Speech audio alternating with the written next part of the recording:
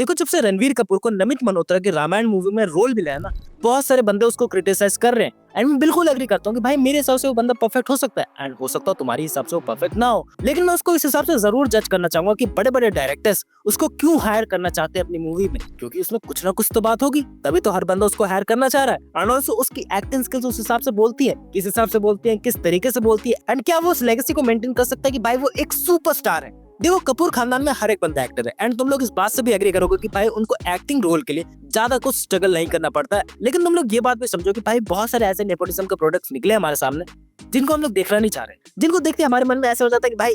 इसकी मूवीज मत दिखाओ, बस बस बंद कर दे।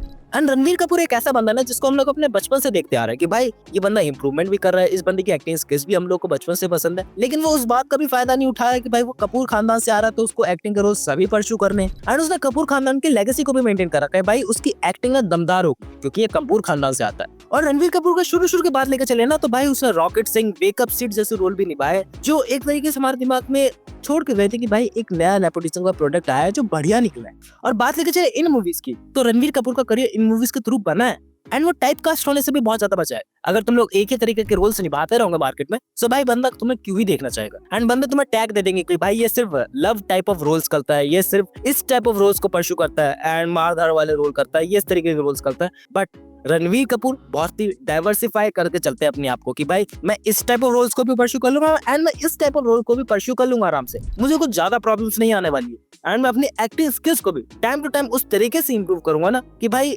लोग मेरे को एनिमल जैसी मूवीज के लिए भी याद करेंगे कि भाई जो एक स्वीटेस्ट टाइप ऑफ बंदा था, जो बहुत ही प्यारा लगता था देखने में, जो सिर्फ लगता था कि भाई लव टाइप ऑफ रोल्स को ही परस्यू कर पाएगा, लेकिन संदीप रेड्डी वांगा ने उसे पहचाना एंड एक खूंखार लुक दिया, जिसको लुक को तुम लोगों ने देखा होगा कि भाई आज तक लोग बंदे कॉपी करते आए हैं कि भाई एनिमल मूवी आई थी, उसके सॉन्ग्स, उसकी एक्टिंग इतनी ज्यादा धांसू थी कि भाई एनिमल पार्क भी आने वाली है। और रणवीर का ऐसा है कि भाई वो एक ही टाइप ऑफ एरिया में ज्यादा काम नहीं करता, वो ज्यादातर स्क्रिप्ट को पढ़ता है एंड उसे अगर स्क्रिप्ट अच्छी लगी भले ही उसमें पोटेंशियल ज्यादा ना हो, जैसे संजू जैसी मूवी की बात लेकर चले उसमें उतना ज्यादा पोटेंशियल नहीं था, तुम्हारे हिसाब से मे भी पोटेंशियल हो बट मेरे हिसाब से उतना ज्यादा पोटेंशियल नहीं था किसी हीरो की बायोग्राफी पे, लेकिन उसने उस रोल को परस्यू करा एंड ढंग से परस्यू करा, उस एक्टिंग रोल में घुस गया और तुम लोगों को पता है कि भाई वो मूवी बहुत ज्यादा अच्छी गई एंड आई थिंक उसमें सबसे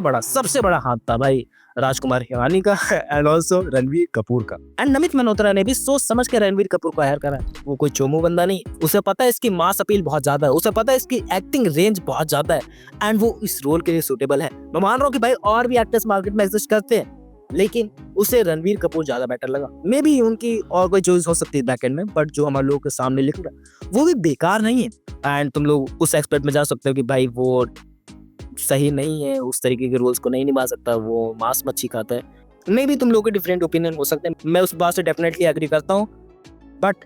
ये भी समझो कि भाई एक एक्टिंग रोल के लिए हम लोग देख रहे हैं, सो मैं सिर्फ उसी को जज कर रहा हूँ, मैं उसके बैक एंड को नहीं जज कर रहा हूँ कि उसने पास्ट में क्या क्या गलतियां करी हैं, सिर्फ मैं उसके स्क्रीन के प्रेजेंस को जज कर रहा हूँ। लाइक एग्जांपल लेके चलते हैं, तुम लोग मेरी वीडियो यहाँ तक इसलिए देख रहे हो क्योंकि ये बंदा बोल रहा है, तुम लोग इसलिए नहीं देख रहे हो कि भाई मैं बैक एंड में क्या करता हूँ, मैं क्या उठ पटांग से हरकतें करता हूँ, नाचता हूँ, गाता हूँ, इस वजह से तुम लोग मेरी वीडियो नहीं देख रहे, तुम लोग देख रहे हो कि भाई ये बंदा अच्छे तरीके से बोल रहा है, अच्छे तरीके से प्रेजेंट कर पा रहा है अपने थॉट्स को तुम लोगों के सामने, सो तुम लोग मेरे को यहाँ तक देख रहे हो। आशा है तुम लोग समझ गए होंगे मैं क्या कहना चाह रहा हूँ। एंड रणवीर कपूर में एक सुपरस्टार का टैग इसलिए भी है ना क्योंकि वो बहुत ज्यादा मिस्ट्री बन के रहता है, तुम लोगों ने देखा होगा उसकी जो भी पर्सनल लाइफ है वो तुम लोग को बहुत ही कम दिखती होगी और तुम लोग उसको जानने के लिए बहुत ज्यादा उत्सुक भी रहते होगी, भाई उसका इंस्टाग्राम अकाउंट नहीं, कहीं पे भी अकाउंट नहीं जिससे हम लोग उसकी पर्सनल गतिविधि को ट्रैक कर सके, तो हम लोग को सिर्फ न्यूज वगैरह के थ्रू ही मिलता है कि भाई ये हो गया, बैकएंड में ये चल रहा है उसके, सो एक मिस्ट्री बनी रहती है। एंड तुम लोग इस बात से जरूर एग्री करोगे जो तुम्हारा दोस्त बहुत ज्यादा मिस्ट्री बन के रहता है, जो अपने थॉट्स को कन्वे नहीं करता आसानी से एंड ऑल्सो वो अपने बैकएंड में क्या करता है तुम्हें बहुत ही कम बताता है, तुम लोग उसके बारे में और ज्यादा जानना चाहते हो।